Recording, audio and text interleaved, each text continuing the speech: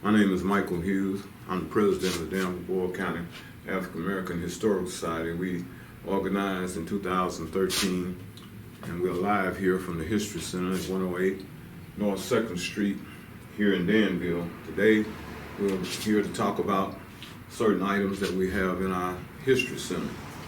One of the items we want to discuss with you is the bell that you see on the floor.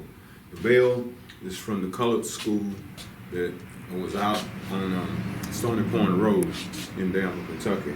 It served all the little African American communities, Mukestown, Little Needmore.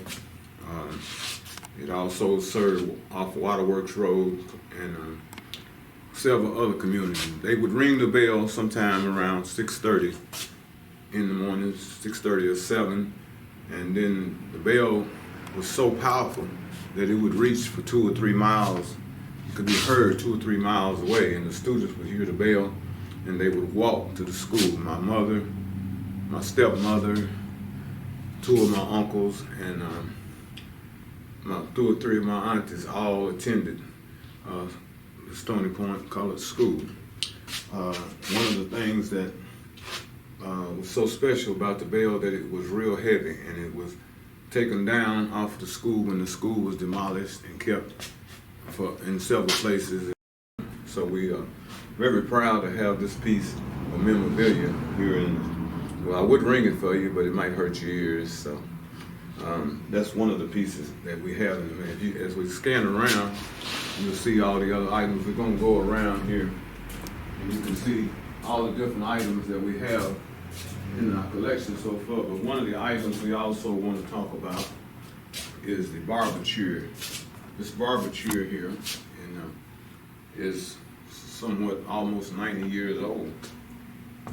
It was one of the original chairs at the Deluxe Barber Shop on South 2nd Street, right down the road here, and it belonged to a barber named Mr. Dial McCann. There were 3 barber chairs in the shop, and this is one of them. This is the only original chair that is still around. So it was given to a lady named Eustacia Johnson. Acquired the chair and she used it. She was a hairstylist and she used it in her shop for many years. And then after she got through with it, after she retired from her business, she asked me would I want to keep the chair in the History Center. So we have that in the History Center. It is a very valuable chair, and we are just proud to have such items in the History Center. If you see also other thing we might have time to talk about is a jersey that belonged to a young man named Troy Trumbo that was a great athlete, a great student, and a great person. And parents, Doris and Bobby Trumbo, have been friends of ours for many years. The young man was headed for stardom as a pitcher for the University of Kentucky. He also starred for Danville High School.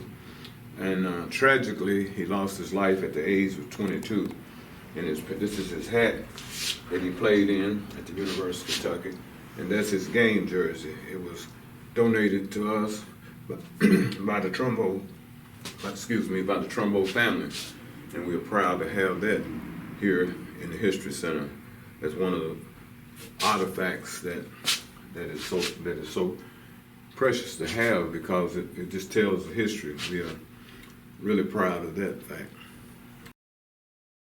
Right here we have artifacts from the Shelby City, Meadow Lane, and also another cemetery. But the cemeteries are part of the work that our branch, the African American Cemetery Committee, has worked on, and they have been working for 4 or 5 years to save those cemeteries, and they did a really good job of that, and they keep the cemeteries clean. And they also have the Wilsonville Cemetery, which is in Parksville. And we are very proud of the work that they have done. You see all the artifacts that was found from some of the caskets and some when some in the ground. We also have a newspaper here from the assassination of Malcolm X that has been kept all these years. This paper was published in February 22nd, 1965, and saved by someone that brought that article to us. Up on the top here, we have Tarl Duncan, proclamations from Mr. Tarl Duncan, who was a famous singer that was from right here in Danville, Kentucky.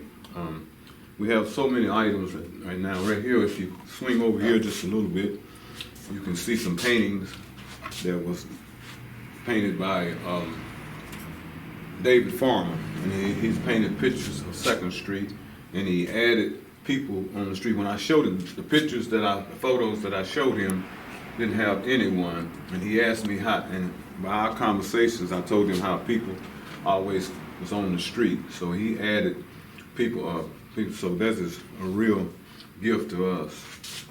Okay. Right here we have a cabinet. This is the last piece, or the only piece that we think was saved from the original high school, or base school, which was a 1 through 12, that taught grades 1 through 12. We also have a jacket, a leather jacket from a gentleman named Mr. Jackie Lewis, who played football and basketball. He graduated in 1960. We also have all kinds of books describing the many years, and tells about just about everybody that ever attended base school. So we asked you if you want to, we would encourage you to come by, stop by. We're going to try to open up around the 1st of April for groups of 4 or 5 on a daily basis to demonstrate, to show what we have here in the thing. The pandemic has caused us to cut back, but we hope to open up soon. Thank you for visiting the Danville-Boyle County African American History Center. Thank you.